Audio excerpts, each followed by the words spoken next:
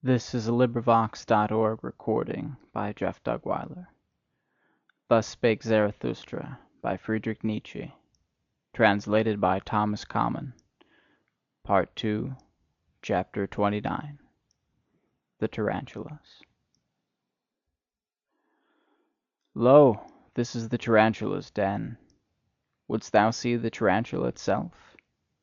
Here hangeth its web. Touch this so that it may tremble. Here cometh the tarantula willingly. Welcome, tarantula.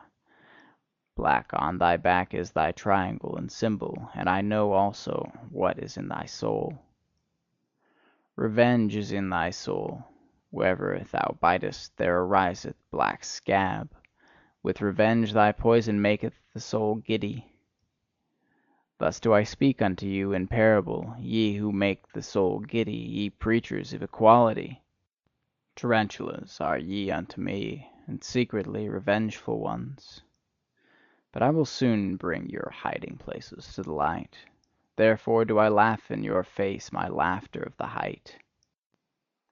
Therefore do I tear at your web, that your rage may lure you out of your den of lies, and that your revenge may leap forth from behind your word justice. Because for man to be redeemed from revenge, that is for me the bridge to the highest hope and a rainbow after long storms. Otherwise, however, would the tarantulas have it. Let it be very justice for the world to become full of the storms of our vengeance. Thus do they talk to one another. Vengeance will we use, and insult against all who are not like us. Thus do the tarantula hearts pledge themselves, and will to equality. That itself shall henceforth be the name of virtue, and against all that hath power will we raise an outcry.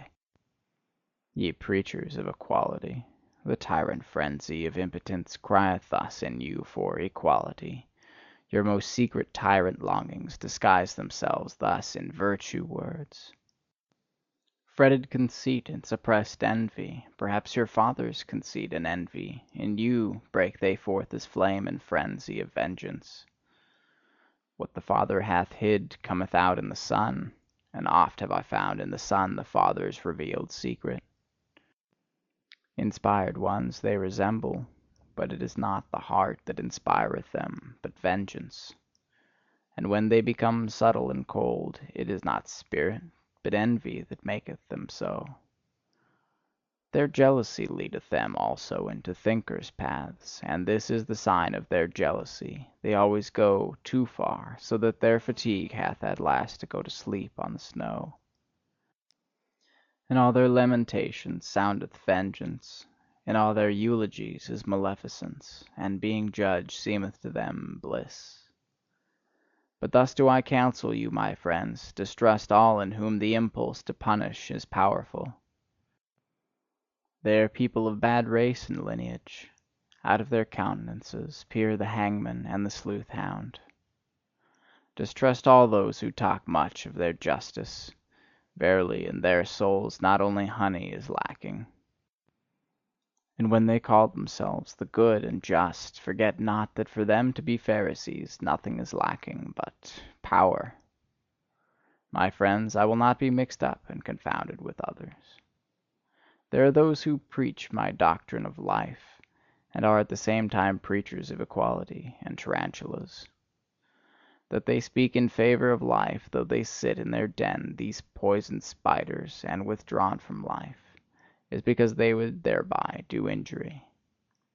To those would they thereby do injury who have power at present, for with those the preaching of death is still most at home. Were it otherwise, then would the tarantulas teach otherwise, and they themselves were formerly the best world maligners and heretic burners. With these preachers of equality will I not be mixed up and confounded. For thus speaketh justice unto me: men are not equal, and neither shall they become so. What would be my love to the Superman if I spake otherwise? On 1,000 bridges and piers shall they throng to the future, and always shall there be more war and inequality among them. Thus doth my great love make me speak.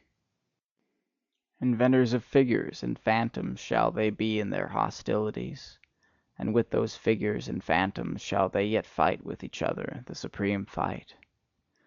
Good and evil, and rich and poor, and high and low, and all names of values, weapons shall they be, and sounding signs, that life must again and again surpass itself.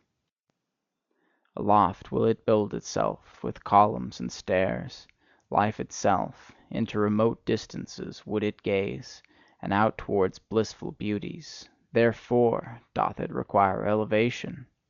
And because it requireth elevation, therefore doth it require steps, and variance of steps and climbers.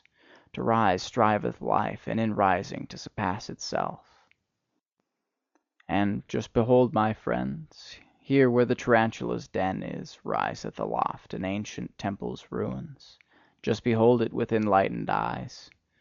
Verily, he who here towered aloft his thoughts in stone knew as well as the wisest ones about the secrets of life. That there is struggle and inequality even in beauty, and war for power and supremacy, that doth he here teach us in the plainest parable. How divinely do vault and arch here contrast in the struggle! How with light and shade they strive against each other, the divinely striving ones! Thus steadfast and beautiful, let us also be enemies, my friends! Divinely will we strive against one another! Alas, there hath the tarantula bit me myself, mine old enemy. Divinely steadfast and beautiful, it hath bit me on the finger. Punishment must there be, and justice, so thinketh it. Not gratuitously shall here he sing songs in honour of enmity. Yea, it hath revenged itself, and alas, now it will make my soul also dizzy with revenge. That I may not turn dizzy, however, bind me fast, my friends, to this pillar. Rather will I be a pillar saint than a whirl of vengeance. Verily, no cyclone or whirlwind is Zarathustra, and if he be a dancer, he is not at all a tarantula dancer.